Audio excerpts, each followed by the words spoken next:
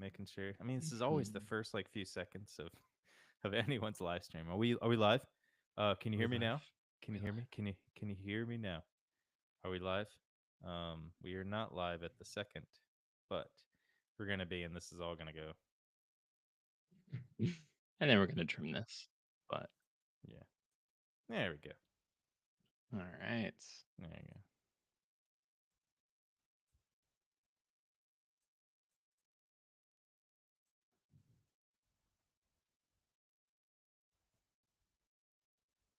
Madman, a murderer,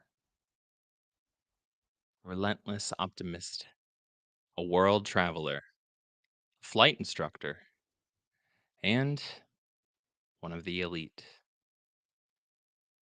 This week, we take one of the only deep dives into the fascinating, listener suggested story of Ronald True.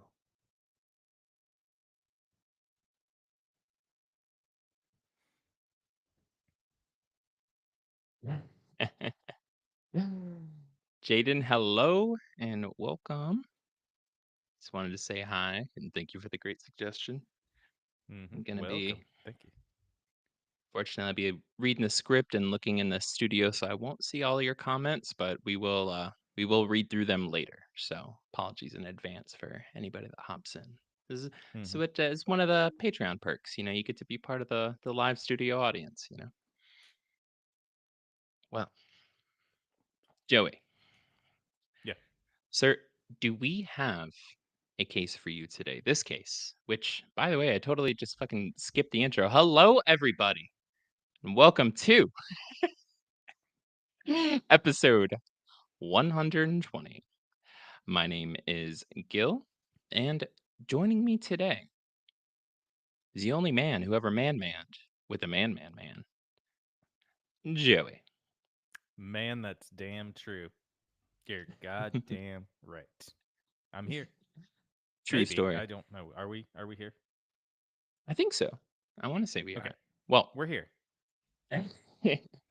a couple quick announcements here. Let me pull this up. We've got the next BCR bootleg movie night coming up on, I believe it's this Saturday, the 18th at 8:30 p.m. Eastern. It's going to be one of Joey's picks, TerrorVision 1986. It looks Terrible. absolutely freaking Terrible. terrible. Yeah, it'll be great. It'll be great. And I hope Yeah. y'all can join us for that. Mm-hmm. We also have, let's see, the B3 birthday party, the Beer Booze Boogeyman birthday party, which is going to be a paranormal open lines event. Any conspiracy theories, any, alien encounters, any ghost stories, any possessed Furbies that you've managed to pick up along the way, all of that. Call in Mm-hmm. or submit your story ahead of time.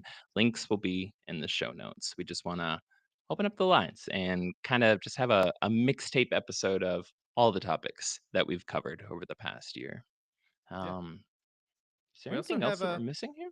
yeah. There's We something. have a There special. is. Remember the first episode of something that got postponed last week That's because of ice Ice baby because of Ice Vanilla Baby. Ice. He actually made us Yes. postpone this episode. So. His goddamn real estate investments finally caught up to us. Mm-hmm. Did you know that he became a huge real estate tycoon? I did. I don't know why I haven't chosen to forget that in the back of my mind, but it's there. Anyways, Mm-hmm. yeah. So this Wednesday at 8 o'clock, I think, something like that. 8 o'clock, 8:30, Eight around p.m. Eastern time. around that time, we're gonna be doing our first live stream of Midnight Mass. And no, it's not a cult thing, but yes, you should wear a cloak and bring some sort of highly decorative dagger and maybe a few things for the sacrifice. No, but we're just going to be hanging out. We did a poll a little while back on our Patreon and asked folks what would they like it to be. They gave us answers, and that'll be your surprise. Hint, hint, there might be recent news stories of weird things that have happened. There might be an AI Charles Manson answering your questions. And there might be a board game. So it's a hangout Yeah. time. if you want to You join won't be us. bored. We'll have a lot of fun. You won't be bored. Hmm. The only thing boring will be the game. Will be the Just game. kidding. I'm actually pretty stoked about the game. It looks really awesome. Um, Super excited. yes. Hmm. Now, before we dive in, got to give a shout out, if you can call it that, to the main source for this week and next week's episode, which is The Making of the Modern Law Print Editions Legal Trustees 1800 to 1926 Trial of Ronald True. And dear Lord, if you think that's dry, you should read Yeah. these trial He's scripts he's from actually back memorized in the the name of the book. He's 1920s. just looking down because Yeah. it's so long. You know, he can't hold eye contact with the camera that long because the name of the book is so long. It, it's mostly out of shame for reading a early 1900s legal trustees book from England. No, but I will say, although it's damn near impossible to read because it's photocopied of the original, like typed paperwork from the Hmm. court, um, there's some wit, there's some humor, and beneath it all, if you take the time to, connect the dots for the letters so you can actually read it, just sitting there with a fine tooth felt pen, Hmm. trying to figure out what the fuck letter something is. If you actually take the time to do that, there's a fascinating fucking case behind it. And that is the case that we're going to be covering today. Like I said up top, we're going to be doing one of the only deep dives into him. And surprise, surprise, there's a lot of false information about him out on the internet, specifically when it comes to dates and when it comes to at least one noble person's reputation. But to understand how this fucking insane cuckoo bananas madman manages to travel around the world multiple times and get into the hijinks he's going to get into later, we have to understand how everything started, right? Hmm. June 17th, 1891, in Manchester, England, 16-year-old Annabel Angus gave birth to a seemingly healthy baby boy whom she would name Angus Ronald True, better known today as Ronald True. Boy's father, William Thomas True, was hardly in the picture enough to be considered a present. Sorry, read that. Boy's father, William Thomas True, was hardly in the picture enough to be considered present, so I forgot a comma. It's Hmm. catastrophic. So much Hmm. so that many sources often falsely state Ronald's father was completely unknown, but that simply isn't true. Ronald True's mother had, in fact, not been married to Ronald's father, William, meaning he was born out of wedlock. And so, as was the tradition in most Christian communities at the time, Angus was all but shunned. 1 second. Hmm. I will, in fact, say that that book is dripping with facts, but it is dry with wit. So I would say it is probably the very English version of a humorous book, which is just super dry. Those pages crinkling at the touch because just how much dry wit's in it. Yes. Ugh. Nobody look at my pajamas. Hmm. Yeah, We all judged. they're nice pajamas. They're comfy. Hmm. They're comfy pajamas. Just a second here, y'all. He would also, Angus would also grow up to be one of the greatest guitar riff makers in the world ever, with a song called Plane Struck. And let's see, what else? Where am I? Where else can I go with this before Gil gets back and is ready for Ronald for some more true facts? I'm done. Some more true. You Hmm. guys ready for the truth? You All crashed right. me all night long. Anyways. Hint, hint, nudge, nudge, poke. All right.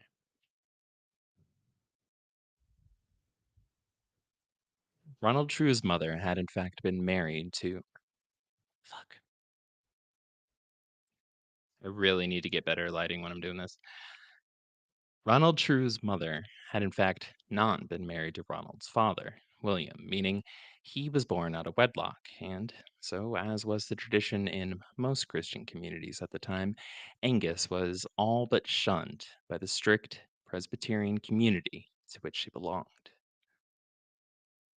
The scandal of such a sin soon sent the young mother packing, forced by the hands and shame of her own mother and stepfather, who made the 16-year-old Angus leave her newborn son with them as she was sent off to London to make her way in the world alone. Fortunately, this moment would go on to mark only the first of what would become so many heartaches centered around her beloved son.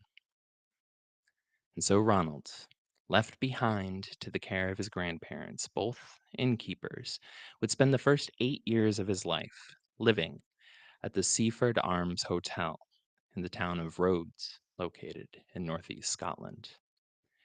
In other words, he was a hotel kid, and I mean it with all offense when I say hotel kids are fucking weird. Yeah. I'm just going to But say who it. are they I'm gonna sorry if tell? that's You know, who are they controversial. gonna tell? Right? I mean, they're Mm. just there. They're just traveling around with their families. What's so weird about that? No, no, no. I mean, like kids that live at hotels, like where like Uh the parents are keepers of the hotels. I don't know. Maybe I'm oh. the only one. I My family traveled a lot, like did a lot of cross country trips, and we stayed at a lot of hotels just in the middle of nowhere. And when you're like 9, 10 years old and you see mhm. another kid your age, you get really stoked, especially you being in the car all day. Every fucking time I'd see one of these kids, they'd be like, "Hey, man, hey, it's so nice to meet you. You want to do cocaine and play with guns?" And I'm like, "Not for another 5 years. Get away from me, scoundrel." I don't Yeah, know. give me They were a just, few years to it get was used always to. kind of weird. It's like there's certain places that kids shouldn't be raised.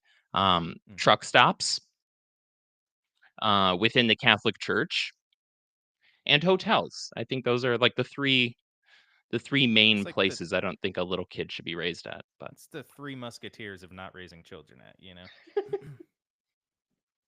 it's the three misraising musketeers. Mhm. um, so, Motel 3, you know?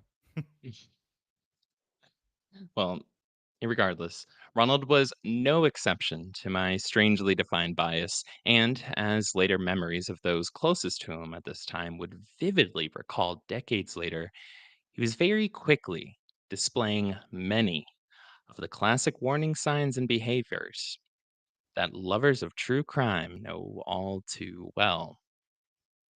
He was selfish, disobedient, terrible in school, and often in trouble for skipping class. And while not considered earmarks for a would be madman turned murderer, it was Ronald's detachment from empathy that manifested in his childhood hobby of constant and violent cruelty to animals. Number 1. It's always the sign, baby. Mhm.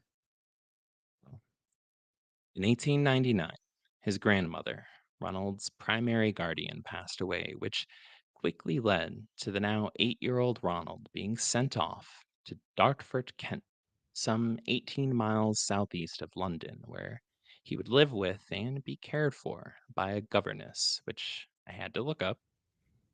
And although it sounds really fancy in reality, a governess is just a very British title given to a nanny who takes care of children over 6 and who mostly focuses on education, behavior, and early childhood development. So, Mhm. kind of like a mix between a one on one tutor and a nanny. Mhm. Well, A that's what a neuter, I would governess guess is. they would call Yes. them. Or maybe And the while that opposite in might some cases. sound like just some kind of random fun fact, right, about the term, when we break things down a little bit further, we can almost glean some assumptions about what Ronald was like as a person at this age, which led his grandfather to send him some 470 miles away to the opposite side of the UK to live with and be raised by a specialized, dedicated tutor. That's like a it's a pretty big send for an 8-year-old. It's expensive too. I bet that granddad is like, ooh. He came back home and saw the deers that he had like shot to eat, and the deers had like crazy markings in them, and he's just like, hmm. Angus, His name was his like first name is Angus, right? Yes. Yeah. Angus Ronald True. Okay, so he's like Mhm. Angus. Um, I, you know, I knew you were gonna. One day, I thought you were gonna grow up to be the greatest guitar player in pretty much the southern hemisphere, right? So probably the greatest guitar player in the hemisphere, and probably in the arguably the '70s. You can say he's probably one of the It greatest riff masters. And he was like, Man, when I was telling you that I wanted you to shoot to thrill, there should have been a good song coming out of that, not shooting and killing animals for the thrill of it and then abusing animals for the thrill of it. Come on, buddy. Like, we're almost there. He was that close to being ACDC's guitar player.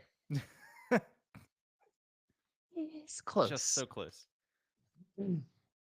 Well, in July of that same year, Ronald's mother, Annabelle, who had been forced to move to London and make her own way in life, met and married Lieutenant Henry Lethbridge Alexander. This marriage would eventually mark a major turning point in both of their lives, though, like most things in Ronald's story, it happened indirectly and with an odd ending. You see, soon after their marriage, Lieutenant Henry Lethbridge Alexander and Annabel moved to the violently occupied land of India, where the lieutenant would be able to serve the crown and make a name for himself, being an Yeah. oppressor and a colonizer. Yeah. No, yeah. That's a good name for yourself though in Britain. That's high like in those I mean honestly, like in those days that's a good posting. There's a lot of money to be made over there and like a lot of clout to get. As bad as that sounds, A like lot of it's money to just looking take at the over time there. period. Exactly. As bad as that sounds, but it's true in the British Empire days before World War 1, it was a great post to be in for a British officer. If he's a lieutenant would be Lieutenant. maybe he's a lieutenant. So, yeah, he would yeah, it's a good post. As a stepdad goes, he's a terrible person, but the British Empire. You think about the times. That's kind of what it was. So, but it's terrible. And that's something I think too. Thank you for bringing that up. That's kind of important to keep in mind here. This is, this is still back at the time when the phrase still rang true that like the sun never sets on the British Empire, right? Because and that Yep. was a phrase because Britain, England owned and occupied and took over land everywhere in the world, all the way around the world, Biggest right? empire ever. You know. Yeah. Yeah. Um, yeah. And so it's kind of important to keep that in mind here as some traveling and some things like that come up here a little bit later. But anywho, a lot of colony Mhm. stuff. Yeah. Yeah. Well, unfortunately, after 2 years, Annabelle became terribly ill and had to leave her lieutenant husband Alexander in India, and move back to England. Now, what does that have to do with Ronald, and why did I tell you all that? Well, like everything in Ronald's life, it's going to be a fun side quest. Almost immediately after returning to England, Annabelle began having an affair with another serviceman, Lieutenant Arthur Reginald French, son of Arthur French, the fourth Baron de Freyne, meaning her secret side piece was next in line to the title. He was British nobility and someday would be a goddamn baron.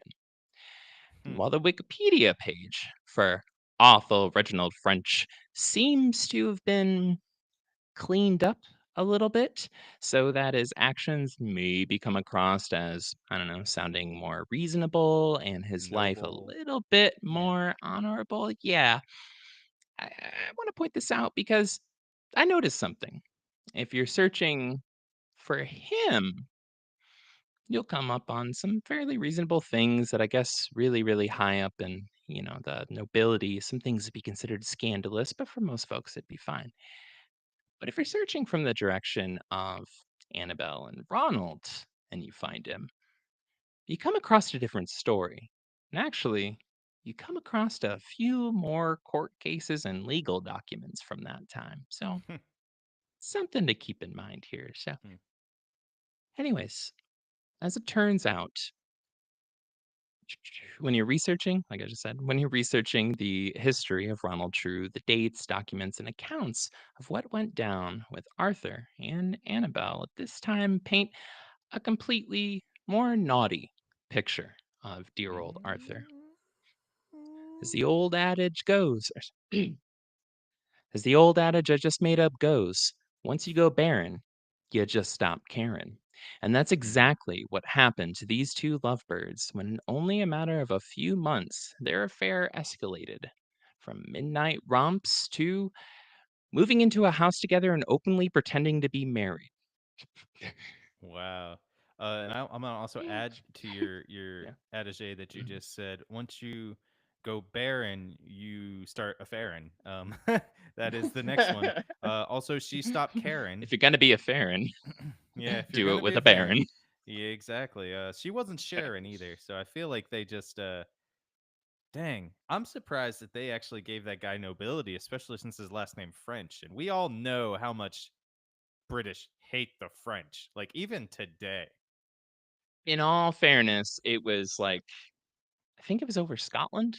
I'm going to say it was over Scotland. So it was kind of like a, you know, for the English, Yeah. they were kind of like, Yeah, I mm, mean, you know, it's whatever. you know. English kind of hated everybody at that time, so it's fine. Yeah, yeah, which is weird because they wanted to be everyone's neighbor. Hence Um, the colonization.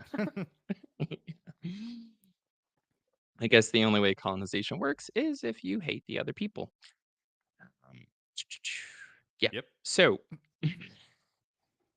so yeah, the word blatant comes to mind when reading about their affair, which is why in less than a year, 1902, it's not surprising at all that Lieutenant Husband Alexander, who Annabelle was still married to, well, his family found out and they started freaking out. And the two were caught, right? Air quotes, big old air quotes on caught. They straight up got a house together. Hmm, Were walking around downtown holding each other and like doing over each other and like had wedding ring and like that's weird. they were straight up acting like they were married and telling Did everybody they were openly in the public. I don't know if that Like, this is this is you're in the gonna say same this, town as her real husband's family. but does the other guy know? The Duke, the Baron know that Oh, yeah. she's also married? Okay, just I Oh, just want to yeah. make sure. Yeah, Oh, okay. yeah. Yeah. Oh, yeah. Yeah. Oh, surprisingly, this news quickly pissed off and embarrassed Daddy Baron Dufresne and led him to completely cutting Arthur off of financially. But to them, none of that really mattered. You see, it was true love, and for Arthur and Annabelle, they couldn't give a fuck less. And they were Yeah. officially married on November 18th of that same year. Oh. So Yeah. the other people had to divorce first? The lieutenant Oh and her had to yeah, divorce no, first. I would imagine, yeah. Lieutenant Husband Alexander. Yeah. Yeah, I mean, he was still back in India, and he's like, "What the fuck?" And so, like, Yeah. like anybody would be like, "Dude." Yeah. Yeah. So He's like, they it's a got a good divorce. thing I've. He's like, it's a good thing I've been raping and killing all these Indian people over here. It's because What the oh, hell? that's what I was doing. And they didn't find about that. It's pretty God, much I'm what gonna need at least he was doing. 8 more concubines. Yeah, Like, exactly. To get through this awful pain how I'm will I feeling ever now. get through this? Yeah, Hmm. yeah. And I don't want to paint these dudes as like being saints or anything like that either. It's just, bro, like that's so open by any day's standards. You don't Yeah, do yeah. that.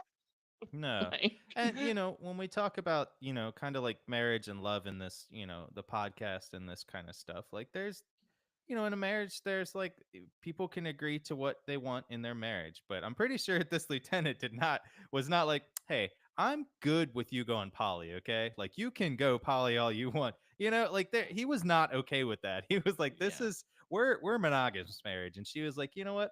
I'm not feeling that. I would rather go barren, barren at all. That's what she was doing. Or maybe what he was doing. bearing it to the world. Hmm. Um, Now, with the timelines, like, I did my best to kind of dig up dates and to create a cohesive, actual chronological timeline.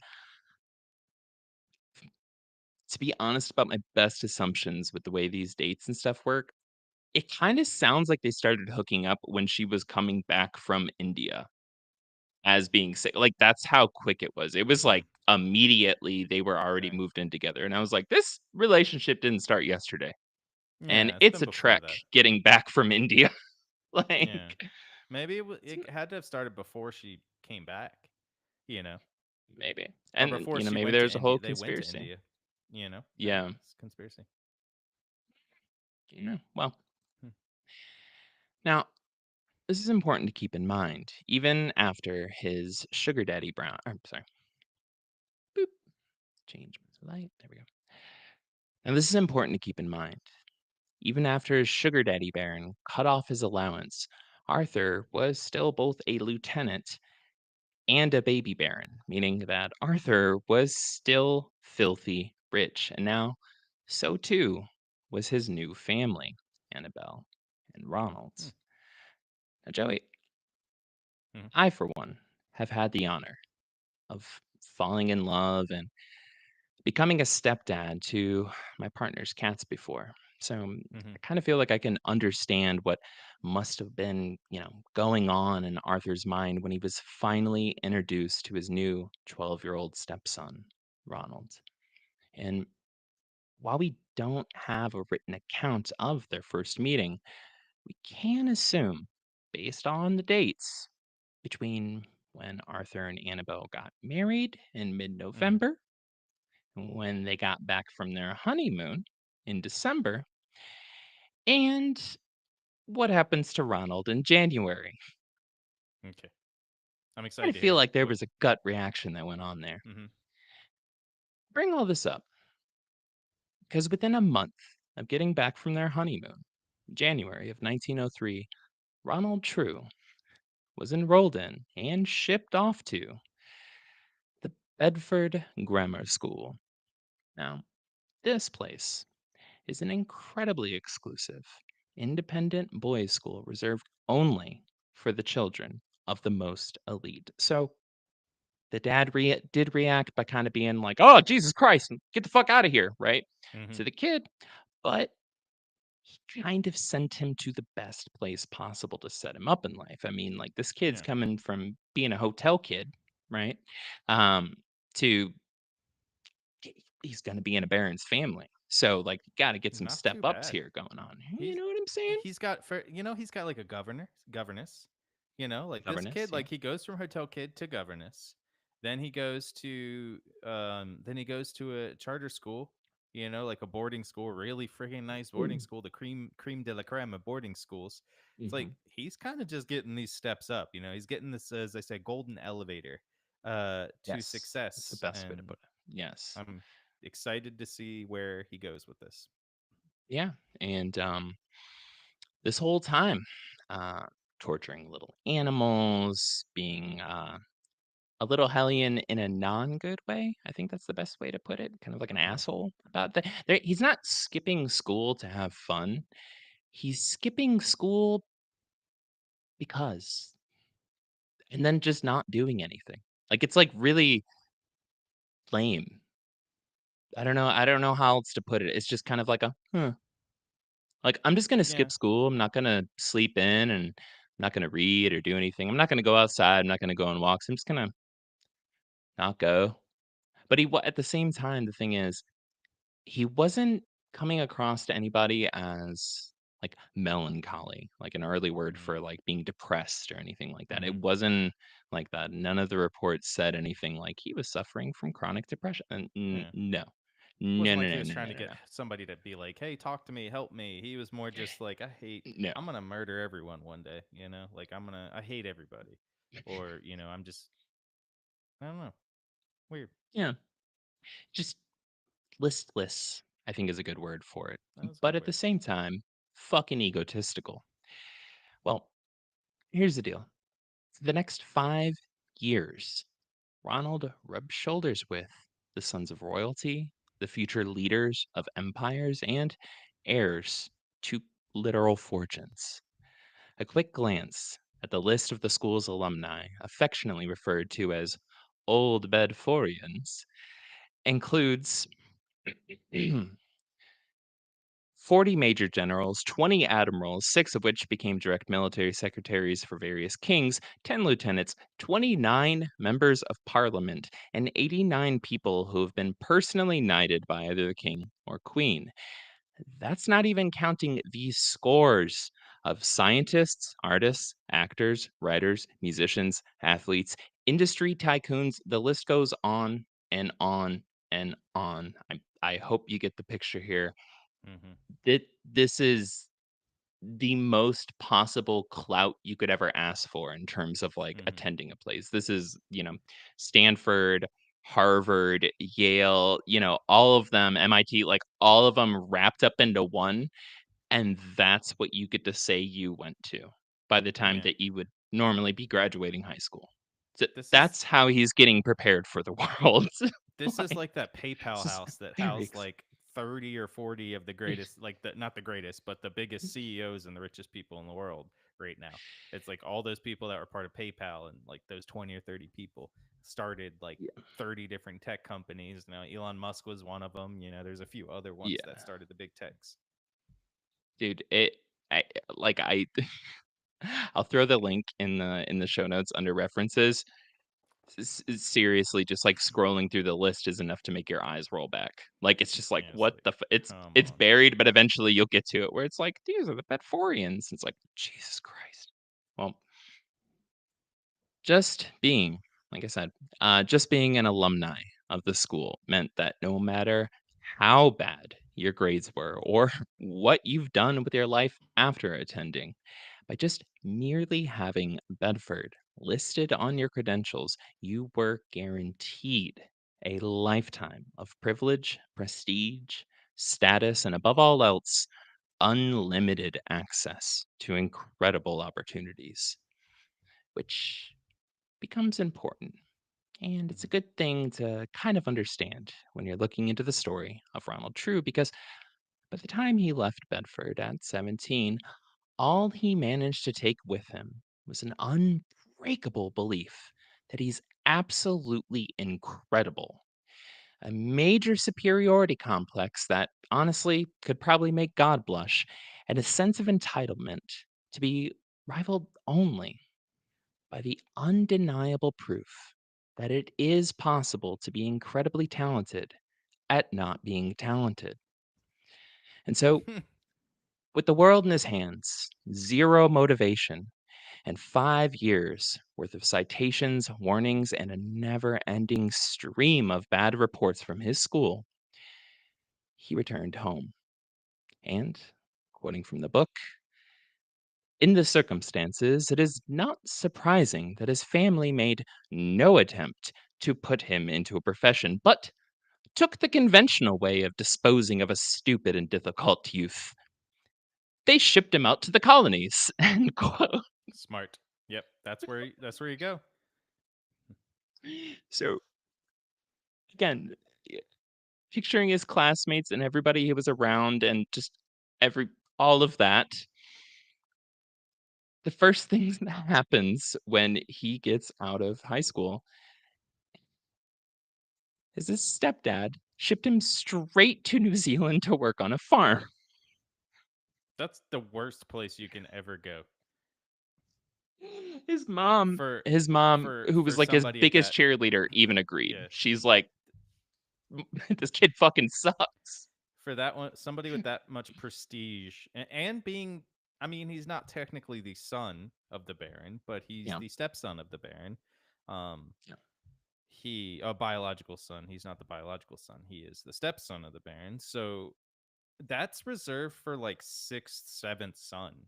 Like after the sixth, you get to after three, you're kind of just like, oh, I just send him to like the mines of Moria or something. Send them somewhere where they're not even going to be around. They'll Mm. get experience doing whatever. And so he was the first son in the family, and at this time, and they're like, you know, we got to make another one. We got to do something. If he can't be the only one. He just can't. He's got to go somewhere. Let's hide him in New Zealand.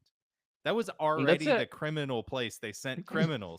It's like New Zealand is another place. They were just like, well, Australia sent.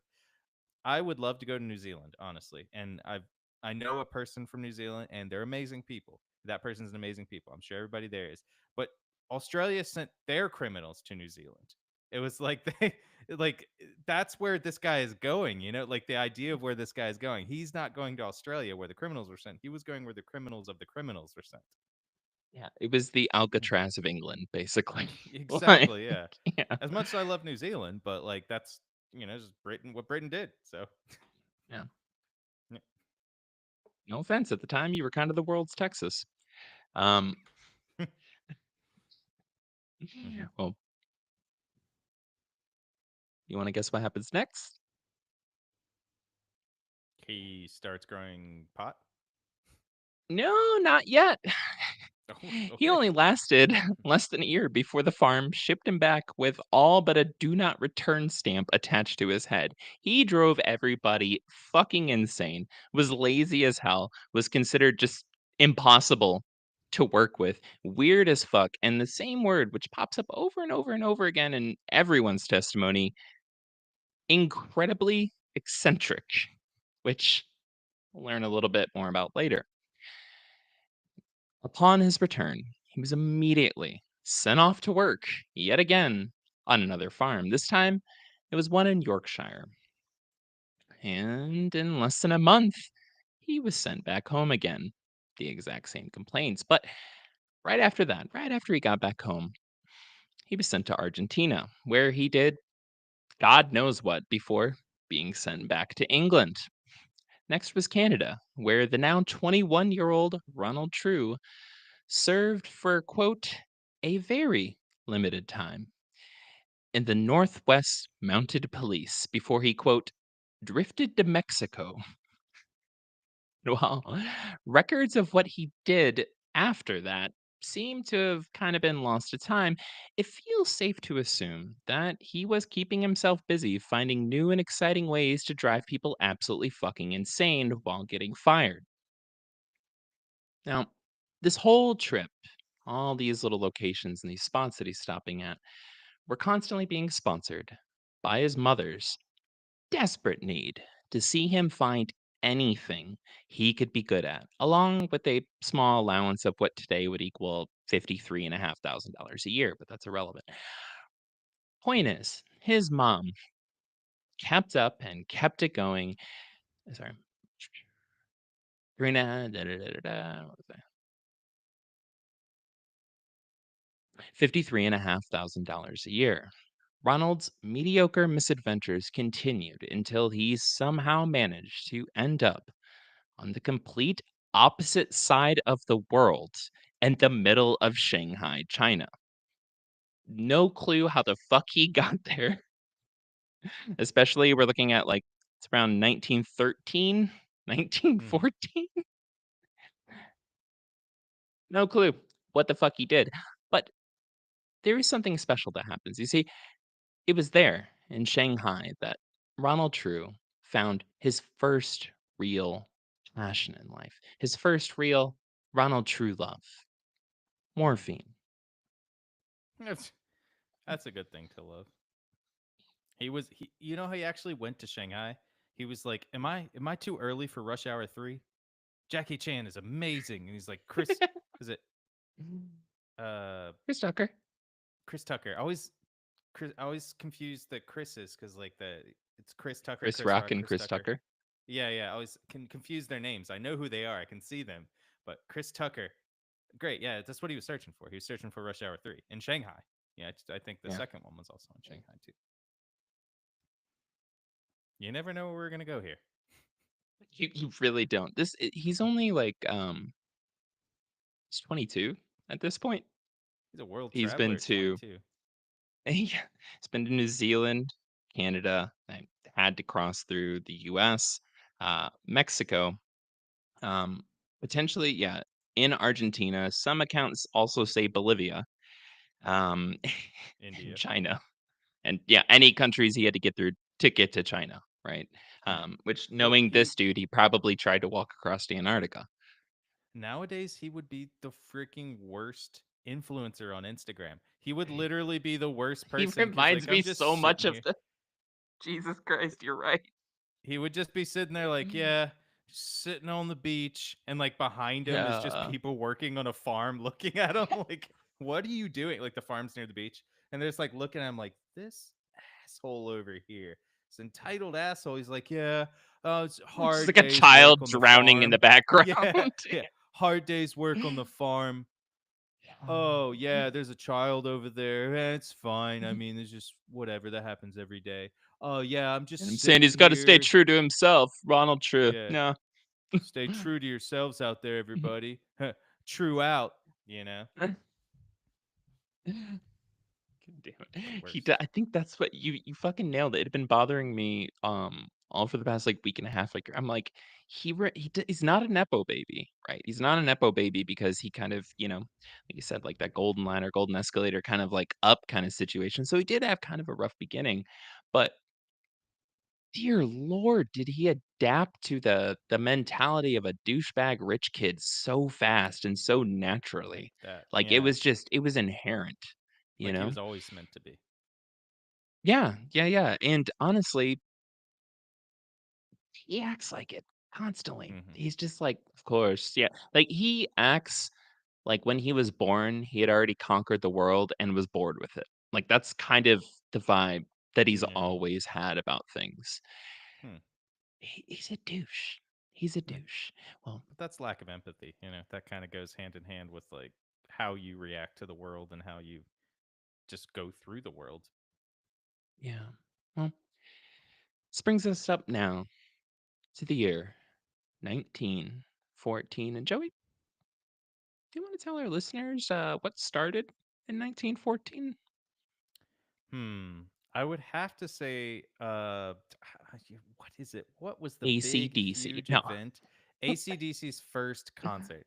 It was literally the beginning of the Great War, as they called it at that time, because they were like, "There's not going to be two world wars for sure." Foster It's us. called Yeah. the Great War. Yes. It was the beginning of World War One. Well, after seeing the news of the war coming up on the horizon, Ronald True made his way yet again back to England. It took a little while, and I want to assume the morphine had something to do with it. But Hmm. the whole time, he knew in his heart that the only way England could possibly win the war was if he signed up and joined the fight. So in 1915, Ronald enlisted, but dying in the trenches wasn't really his style, wasn't really his Hmm. thing. So, with just an unrelenting, complete confidence and zero qualifications, Ronald applied to and was somehow accepted into the newly formed Royal Army Air Corps. RAF. And let me tell you, Joey, in no time, no time at all, he was able to make a name for himself and become known by pretty much all of the pilots and all the high brass, not for his skills and abilities, but for his incredible, almost heroic display of incompetence. It's the best kind Did of you? display of incompetence ever. Somebody saying no audio for some reason. Oh, well, I guess people, I'm not sure why. Somebody on Twitch just said that. I don't know. Let One me swing second, over y'all. toward Sorry. Twitch real quick. We can message him here. Oh, Well, I'm just going to check Twitch and see what's going on. all right. Sorry, y'all. One second. Yeah, audio. Uh, I'm gonna swing on Black Cat Report and see if there's audio. Can you guys in the live stream over on YouTube hear us? Can I get a thumbs up from someone? I hear it on I hear it on Twitch. Yeah. We're good. Hmm. Okay. Yeah, It's probably Ronald True's PR agents. Trying to shut us down. Every fucking time, man. Yeah. Got a little side quest too about the Baron, which I think is funny, but get to that in a second. We're almost Yeah. wrapped up with part one.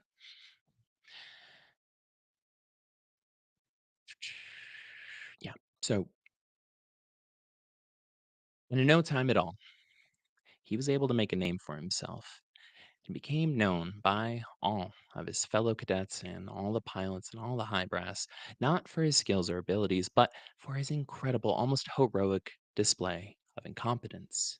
He became notorious for never wearing his hat because, quote, it put too much pressure on his head, end quote. He would just walk around the base all day, like holding it's the military, it's the 1900s, pretty fucking strict about dress code and shit like that. Yeah. So this is a big deal, but it's going to pop up later too, because he kind of his whole life had this allergy to wearing hats, even when it was seen as rude to not wear a hat. And Mm-hmm. decade later. But Yeah. besides that, when asked about him later, he was described by his peers at this time as, quote, eccentric, childish, irresponsible, and a notoriously terrible flyer, end quote. But Ronald didn't listen to the naysayers, no, and he wasn't one to give up. After spending more than a year in basic training and having 3 attempts to pass his flying exam, Ronald True was finally issued his wings. Everybody freaked the fuck out, even the instructors. Nobody years later was like, I have literally no clue how it happened. Ronald True might have just killed the person that was in charge of it or drugged them or something. Like, I don't, Yeah. this shouldn't have happened, basically.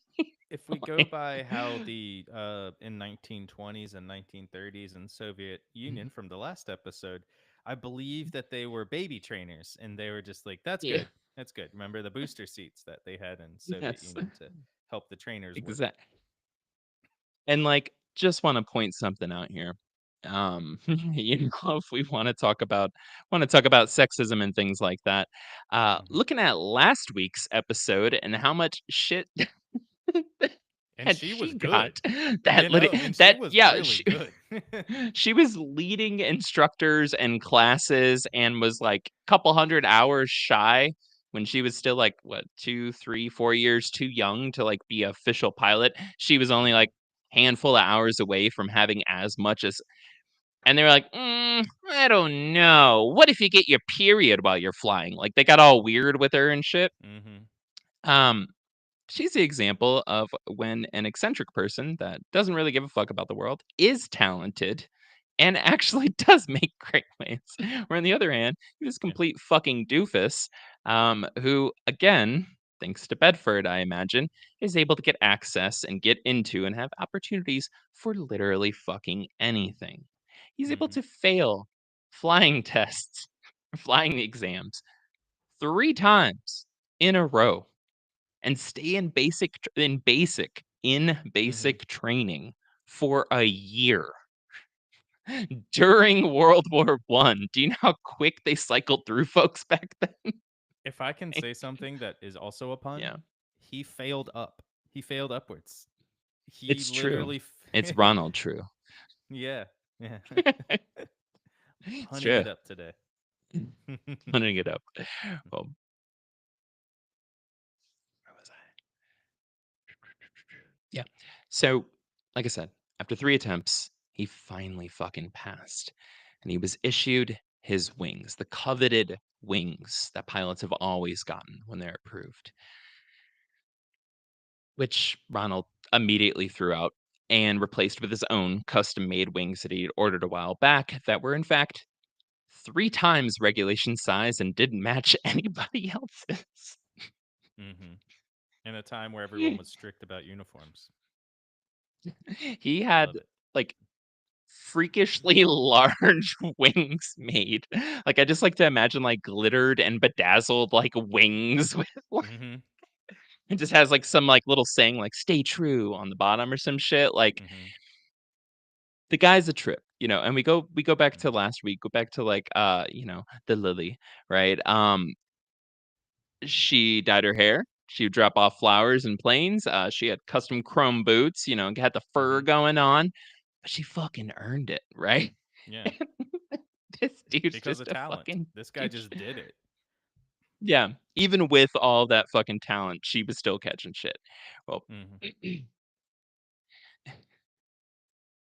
soon he was sent out on his first solo flight, and he crashed almost immediately. But luckily for True, it was just a minor accident, some bumps and Yeah. bruises.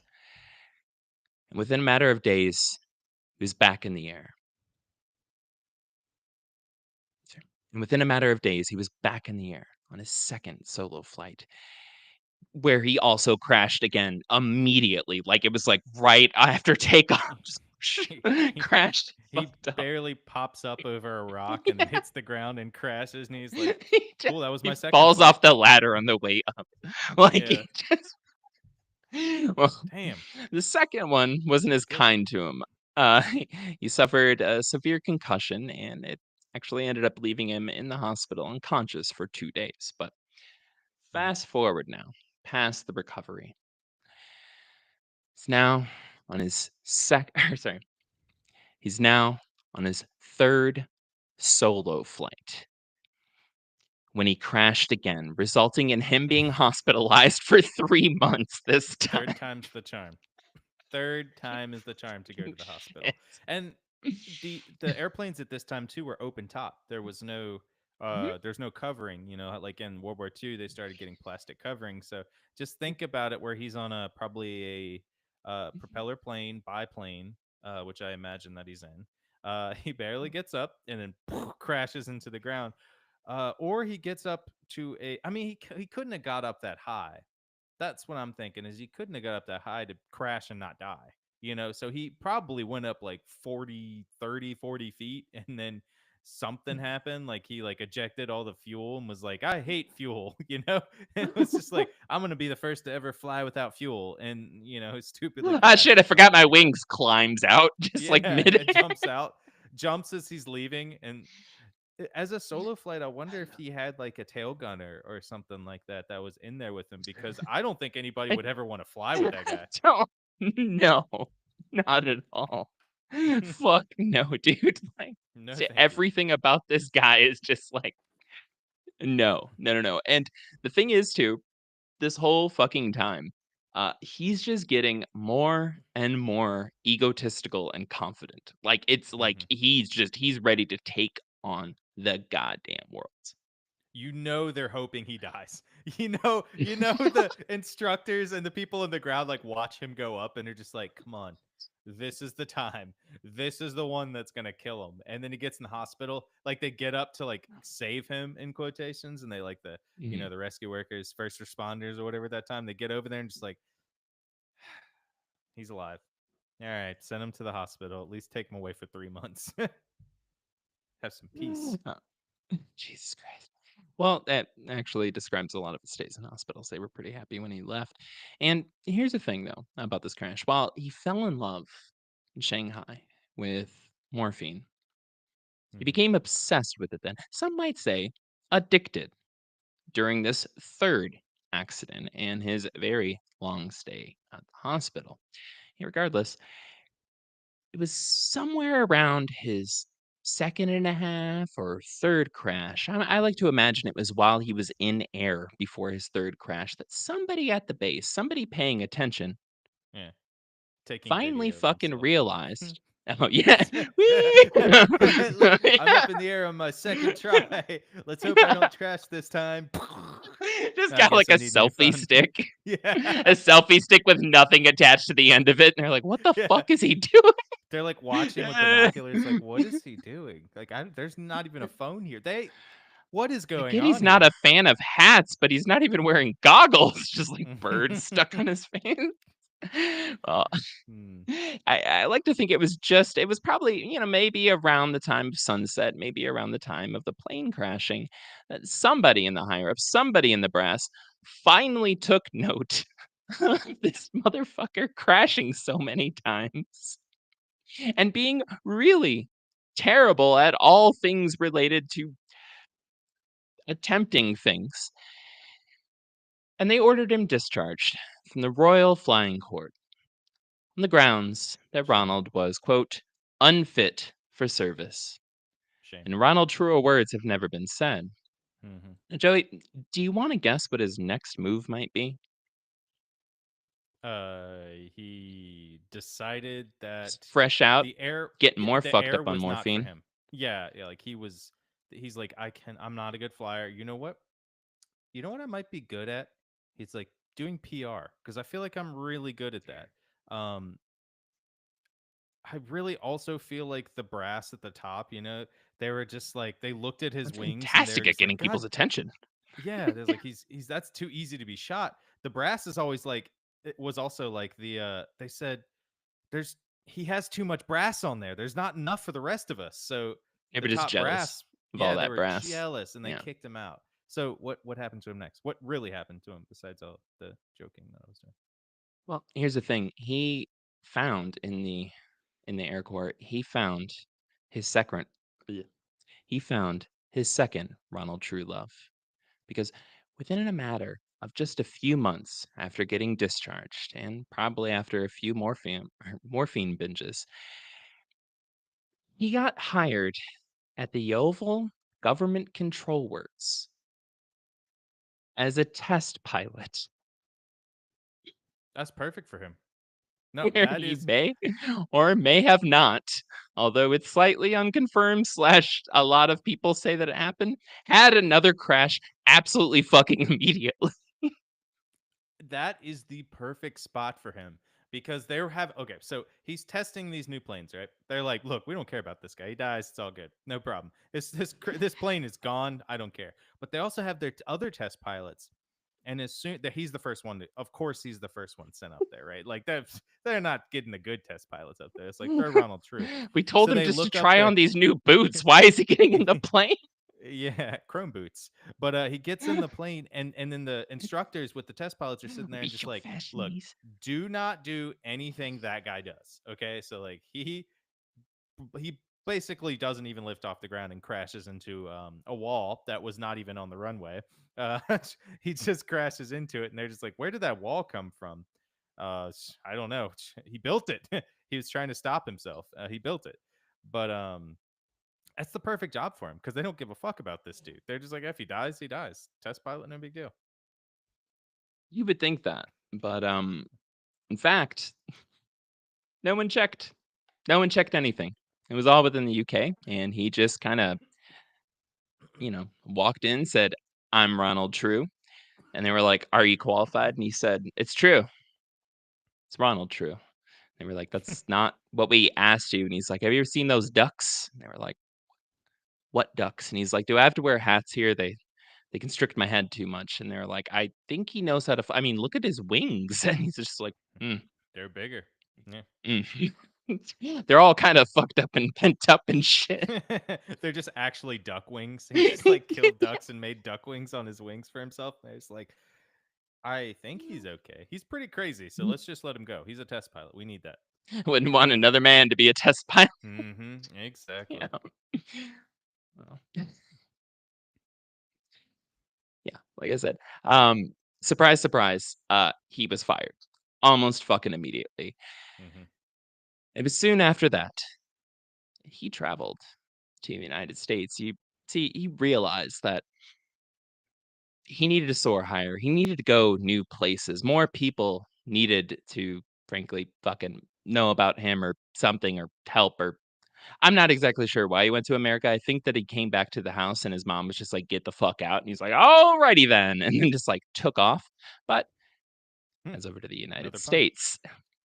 Once he gets there in May of 1917, he picks up some very interesting, let's say, alternate personas, right? Mm-hmm. So he starts going around, and this is at the time that the US had just joined World War One, right? I believe they had Right at joined the end. a month or two. It was like a Yeah. month or two Right at the end. after the US joined the 1917 was war. the end. Yeah, They're just like, all right, we're done. yeah, Easy. We'll just run over him. no. the fuck out of here. Yeah, We're good so at that. went over to the US and shit, where did I put that page at? He goes by a few different names as he kind of kicks it around for a while.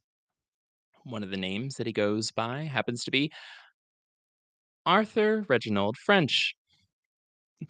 Another name that he goes by is shit, where'd it go? I really need to change my lighting in here. Um, that's what it is. He goes by Lieutenant Francis Alexander and Arthur Reginald French. Each time he carries the exact same story with him, which is that he was fighting constantly on the front lines over France and over Germany, and he might be a little off sometimes. He might be a little eccentric because he was wounded in the war effort, when in fact, he never made it out of England. All of his wrecks happened within England. I'm gonna stick with that. He is a freaking influencer. This guy. He's just an Instagram influencer.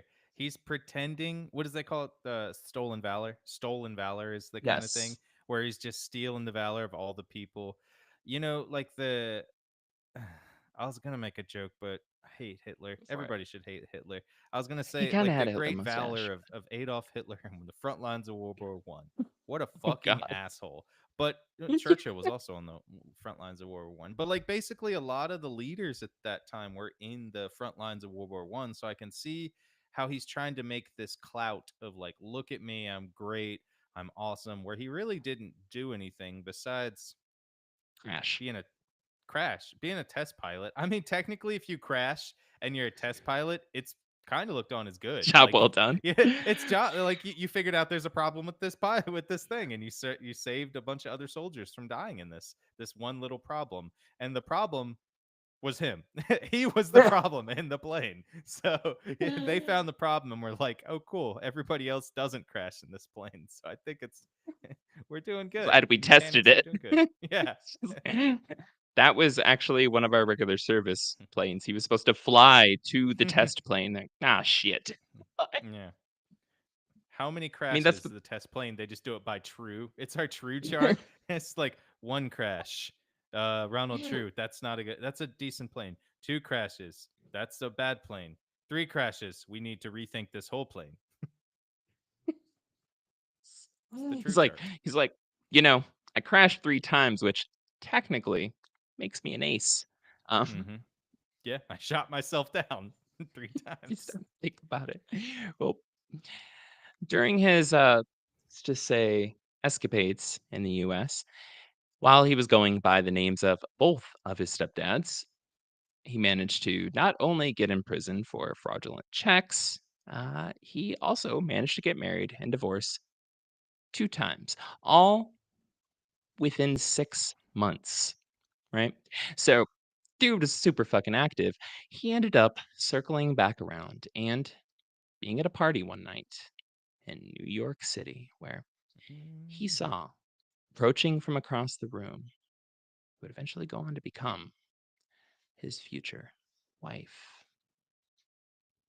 1 second, everybody sitting at home. I move my papers too much. Anyways, he saw he would meet his future wife. Now, I like to picture this. Think about it. He has just been spending all this time kind of building up this reputation, mostly in his own mind of being this incredible, you know, injured, and so he had to leave service, fighter pilot. And everybody in the US is just so fucking stoked. I mean, the war is fresh. They are just sending troops over there and all this stuff's kind of popping off. And he's coming back with these years of experience. So picture this. You're hanging out at a party in New York. Annabelle, right? Heard you're an actress. Wow, truly fascinating. I was in theater once, theater of war. Ever heard of the Red Baron? Yeah, sure you have. Yeah, I know he's still technically alive. Well, point is, who do you think made him red? Yeah, sadly, it's true. He did. I'm sorry. Whoop. Who do you think made him red? But he's still alive. Yeah, he's still alive. It's sadly true. After our 12th sky skirmish, I'll admit he fooled me. We all expected mustard, but it turns out he had an entire bottle of ketchup made to look like he had been shot. I didn't even know Germans liked ketchup. Fucking bastard. Point is, he squirted me in the eye midair, and I came crashing down to earth, narrowly avoiding a school for orphan kittens. Tragic. That's how I got this limp. Yeah, it's hard over there, hard fighting in the war, but I'm here looking to help you folks, help you Americans get your feet off the ground. Do you know anybody that can help me with that? Things go on, yada, yada, yada. They end up getting married real quick. They end up getting married, right? Just before he gets a job by the US government as a flight instructor, Dude, best training resume troops ever. for World War One. Technically, okay. Technically, I can see this, right? No, he should not be a flight instructor, No, Joey. no, no, no, no, no. Just by okay. You know you're padding your resume. Look, you're going for a company job, and It's a I can Bedford see bomb. what he did with his resume. He went test pilot for like 6 months. Obviously, first thing test pilot, and they're like, damn, this guy's a Test pilot. test pilot. And then he's First thing like, we got I to was do is in see how well it crashes. exactly training, and then he said Air Force training, right? Royal Air Force Yes. training instead of basic training, Emphasis on which training. yeah, Yeah. exactly. And they're like, damn, this dude was a trainer in the Air Force for a year. And like he listed his things, and they're like, oh man, he can fly. But He knows how to land. He knows how to crash land safely. He has it's survived fucking 3 good. crash landings, 4 actually. So I Yeah. can I can see the resume. He built it right, you know. And the U.S. was just like, damn, we don't have anybody learning to fly right now. Like, might as well. Yeah. I mean, at this point in time, what we're looking at, this was 17. Yeah. Um, Airplanes had only been around for about 15 years at this Mhm. point. Yeah, and So they're not you could just super get it. crazy. No, you could get away with anything at this time. And that's what Ronald True was about to do because along with going to New York, well, track. Along with traveling around the world, fucking up everywhere, attending one of the most prestigious schools in the world that just guarantees you can be a bump on a log and be fine for the rest of your life, Success. developing a morphine addiction, enlisting for World War One, and never actually seeing any battle because you've crashed so many fucking times. Mhm. Traveling to America and yeah, now marrying an actress. He grabs that shiny new career as as a flight instructor for America's troops. And that is where we're going to pick back up next week. Ronald True Part 2. Still working on the phrasing for that one. Damn. Ronald 2, He part gets true. yeah. Well, There it is. next week the full descent into madness goes and the world travel is going to continue and the crashes will definitely keep fucking continuing. Um this really is, you know, I really love what you said. This really is a expose, right? A biopic of influencers before their time. Yeah, it's kind of like he was the only one reading his social media, and his social media was being hallucinated on the wall around him. It's kind of Yeah. the vibe that I get. But He was creating a bunch of robots to post on his own social media stuff he was telling himself to be like, oh, yeah. yeah, And you see what this person said? Pretty much. yeah. That's what he was doing. But yeah, this dude in this case, everything about him is fucking nuts. I know there's a lot of backstory that I kind of went through here in this first one, but it prepares us for how things are going to be going a little bit later. And things are about to speed up really fucking fast. But to be honest, after listening to the two podcasts that have talked about him, um, they completely skip over how the fuck he was able to travel around the world.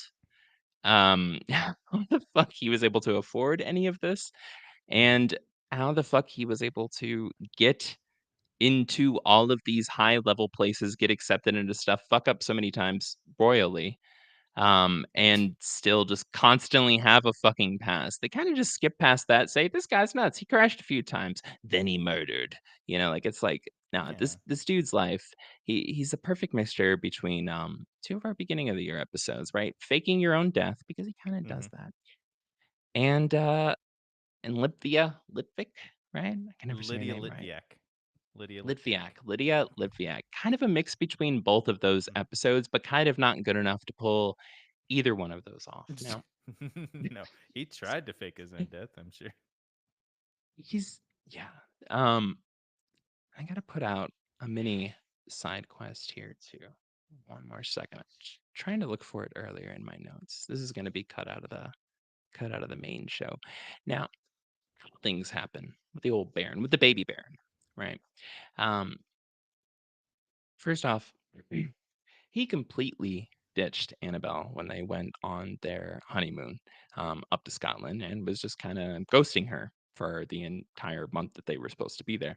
That was a little bit weird, right? Weird. Well, when they got back, and soon after, Ronald was sent off to the very prestigious Bedford Grammar School, right? Within a year, French had to resign from being a British officer because of openly committing adultery against another or, basically against Yeah. another British officer.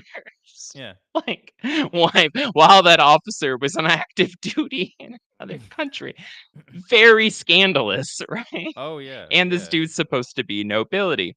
That was the situation that kind of put his dad over the top and was like, "You're fucking cut, bro. Like, you're out of Yeah. this." Where if you go back and you actually look at French's Wikipedia page and the articles about him, it says that the embarrassment was caused by getting married to the ex-wife of Mm. not what the fuck happened. Nobody Hmm. cared about that, but they tried to kind of maybe, Gotcha. "Oh, well, I mean, you can they were in love. They were." It's like, "No, they were they were blatant. It was really bad." And this dude was a fucking douchebag. Something funny that happened here. Like I said, 2 years. Yeah, it was 2 years after Ronald got sent off to this elite private school that French resigned as a British officer because he couldn't live up to the standards, was pretty much fucking embarrassed, and, life probably sucked there. Hmm. Pretty soon, though, after, he dipped out, leaving Annabelle behind in England. He hopped on a sailboat, or on a steamship actually, and arrived in New York by mid January 1905.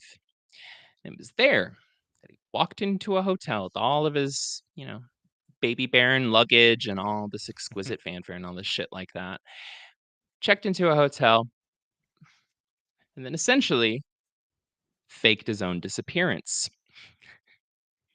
Smart. He was so this guy, who was technically the fifth Baron du just completely fucking went missing, and he did it on purpose. But this quickly led to the press freaking the fuck out, and in, like, an open war slash, I don't know, shit throwing contest between the British consulate and the NYPD. Like, this was like a Love it. huge political, like, turmoil where they were like, "How the fuck did you lose the Baron?" And they were like, "We don't know. We don't, like, that doesn't make any fucking Yeah, we have no idea. this whole fucking time, he had snuck off and it was about 50, 60 miles away from downtown New York, enlisted in the US Army, and nobody fucking found out until mid-February. So this was over a month he was missing. Mm. Half that time, he was actively enlisted in the US military. That's Now, crazy. here's something important, though. Because he was in the Royal Army or whatever, and because he went missing, his pension as a British officer went straight to Annabelle. He started getting Mm, his pension as an officer while he was, interesting. I don't know, playing like rebel legionnaire by just joining random fucking militaries in other places. Hmm. So this completely set up Annabelle. And this was also during the time that was in school, right? She had shit tons of money. Now, Frenchie does return back because at the time you were able to pay to get out of service, right? If you had enough money. Well, Yeah. his dad, you know, Daddy Baron, um, he died. And that automatically made him the The Baron, Baron. right? Mm-hmm. Baron Dufresne. He got rich as fuck, became super popular with all the Americans and stuff like that. He was just buying anything anybody wanted, it was Yeah. whatever. And then he was like, "All right, guys, seems like my country needs me, so I'm gonna dip the fuck out." Paid to get out of the military in the US, went over, started fighting on the front lines immediately. And it was on the exact same fucking day, at the exact same location. Him and his brother died in battle. Looking for I don't think I have it written down here. It was some bridge anywhere. Point is, the Baron and technically the next Baron that was gonna be both died the same day in the same place in World War One, which lightweight throws Ronald into this like pseudo Baroness. He's a place Baron of now. potentially, yeah, and it made them ultra super freaking don't give a fuck about the world. Um, there was so many things going on back behind the scenes that just kept pushing him up the ladder and pushing his mom up the fucking ladder. Mm-hmm. It's just yeah, Do you think that he left I don't know. purposefully so that she could have his back pay? Do you think he thought about that when he was just I like, maybe because I know that when I'm missing, there. yeah. I wonder that, because he that dude, he bounced all the fuck around and served at a bunch of different places and was just he's one of those folks who was just, like, really loves war. Mm-hmm. Um, Yeah, happens. Yeah. he might have done that, but at the same time, might have just been a douche because, like, he fucking who's gonna ditch their wife on their fucking honeymoon? Yeah, that's not Like, okay. he just completely fucking ditches her. So like I said, the men in the story, they're not fucking saints either. But there was a lot of scandalous shit going on. I just Mm-hmm. don't think he gave a fuck about anything. I don't know. That's just kind of Well, it my kind of take on it. looks that way because the Baron did that and like kind of acted that way, and it seemed like Well, that that's was the kind of what Baron. Ronald did. He kind of fucked Yeah, around, went where yeah, he wanted, just did anything. He literally, and he did the same thing. He went from the UK military. Well, at the time it was the British Empire military. I think it was called the British Expeditionary Force. Was probably one of them. some I shit. don't I don't know. remember. That was the one Yeah, in France at that time. But in the France, World War royal II. fuck you over force or some shit. Yeah, Yeah. But he went to Britain, got in the Air Force, but he was in the guy with other the Baron was on the front lines, and yeah. then he went to the US and then became part of the army there, and then did the same thing that Ronald True did. So it's kind of like a little almost parallel movement between the two, if you can kind of look at it that way. I mean, not that I It's think he was it's true. following in his footsteps knowingly, but I think that he just like it was just kind of like one of those almost self-fulfilling prophecies. Yeah, it it's definitely Ronald True, but see, the thing is like his dad actually fucking like or stepdads or whatever, they actually did shit. Yeah, Ronald never fucking did a goddamn thing. Besides, I mean, I think the only person he ever uh, killed before he technically becomes a murderer, right? Were just a bunch of small pets and animals that he tortured and was incredibly callous towards. Hmm. I don't, I don't know, but he's one of those folks. I will say 100% that as you go through and kind of read and study and like realize the just bottomless well of opportunities that sprung forth in his life. You can't not hate the motherfucker. Um, and I Yeah. also want to say too, for later, for the next episode, and for anybody that has a problem with us making fun of somebody who eventually does legitimately 100% go fucking mad, uh, he's past the age at this point where natural, organic, like schizophrenia and stuff like that be popping up. So Mm, something else happens. Some- yeah, I think so. Something else happens. He's just a 30s douche. is generally when you get to the point of schizophrenia. I've Yeah, said the many times on this 20s. podcast But that my grandmother ended up hmm having what's called schizophrenia. I think it's called DID now. Dissociative identity disorder is hmm the correct correct medical term for it, but yeah, that was one thing that I had to look into. Like it's late 20s, 30s. It was one of the things because it supposedly skips a generation. It's just what I heard. I'm not a doctor, anything. I don't know anything about that, but like Dr. supposedly it Joey. skips a generation, and my dad didn't have it, so my dad was Mm. always like, "Are you hearing You feeling voices?" okay, bud? Yeah, and I Yeah. was like, "No, not yet. It's my own." Yeah. Sometimes, no, but like, yeah, but Yeah. he Well, is this guy is the he was greatest a douche influencer of all before time. all this. Yeah, Yeah, no, he he was a was. douche before any of this. Um, Yeah, it's nature. It's his nature adding into because he has so much going for him. And if honestly he had gone in he has and so been a much great being soldier, delivered to him. yeah, and if he Like had been a it's great not just on soldier, a silver platter, it's being yeah, spoon-fed. You know? yeah. It's But like, if he had been a dude, great soldier or done something good, like I'm cool with it. Like great, like you've been spoon fed, and you did something good. But he's not doing good things. He's doing at the least the worst Baron things fought. possible. Yeah, Yeah. yeah. He's doing Yeah. the worst things possible with this spoon that's been given to him. All Yeah. the stuff that's been feeding him. Yeah, I think you know what? I think that's what I hate most about him, and it's like a rage interest. Hmm. That Ronald True is. What I hate most about him is that based off his early childhood, he should be appreciating all this, but he just doesn't. And it's Yeah, like, he's. bro, I can understand somebody that's just raised in it. It's like, I'm entitled to this. I can understand, how that could be a thing. But like, bruh, your mom was a 16-year-old like innkeeper's daughter who Hmm. got kicked out and like had to go live poor for a while and like work her way up, and like everything was y'all weren't making shit tons of money at that inn, yada yada, like you had a rough Hmm. childhood, and then now you've got all, and he's just like, I don't care. Whatever. Yeah. Yeah, So grr, I but can feel the rage. feel the rage.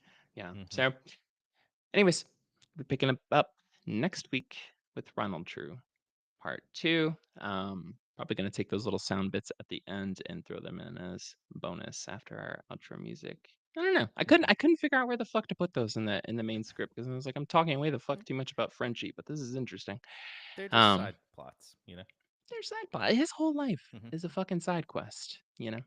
I think that's the best way to put it. But yeah, next week, uh, he goes fucking insane and kills someone. So, what's up? Where are you Hit the pointing down? button. Oh, yeah, yeah. Bye, y'all. No, hit the button What? for the What? intro for Oh, the outro to say bye. bro. See, I think the problem is I didn't have any beer this week. I'm a little off. You know What what are I you mean? even doing? I know. I fucked up. I didn't have time to go to the store. Everybody's gonna be like, "You don't sound like yourself." I'm sorry. Do you have some outgoing things you want to say, Joey? I always do. All right. Thank you guys so much for listening. Everything you guys are doing, we really appreciate it. Next week, we got a lot of good stuff coming up for you. We got a lot of true crime, the next true crime tale coming up for part 2. Coming up next week, and we're excited. Ronald True, True Crime, part 2. Part 2, True. But next, coming up on Wednesday, we have Midnight Mass at 8 p.m., which is going to be a lot of fun. Something else coming up this week, Gil? I don't think we have anything else besides the next episode. I think tomorrow's the only day we're not doing something this week. Yes. Oh. Yes. Yeah, we'll be doing I don't shit. know. We'll be Find us doing at a the lot of stuff. places or hit us up. Yeah. And we wanna say- Patreon.com/BlackCatReport. Yeah. You'll get free shit there. Yeah, we want to say thank Anything you to else? all our patrons. We got to say thank you to all our patrons and all our shout outs. Phil's got the list of them. If not, I can get them real quick.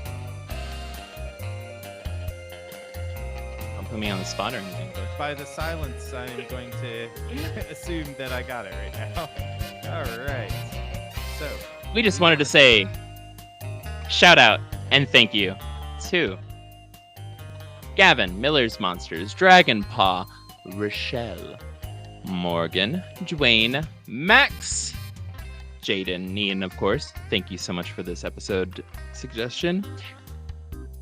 Lucas, and a name I'm not sure if I'm going to pronounce right. Joey, do you want to guess? It is Ave? Avi? Av. Is it like Please. Gav? Please let us know in the comments or on Patreon how do you pronounce your name, because we always Message it mispronounce phonetically. Yeah, because we suck at pronouncing people's names. You can't tell by our podcast when we're just like Andy on some of these people's names. We're just like we don't know. So please phonetically spell out your name for us so Do our that we best. can get it right on the next episode, because we love you all. Love y'all, and we'll see you next week. Bye. Bye.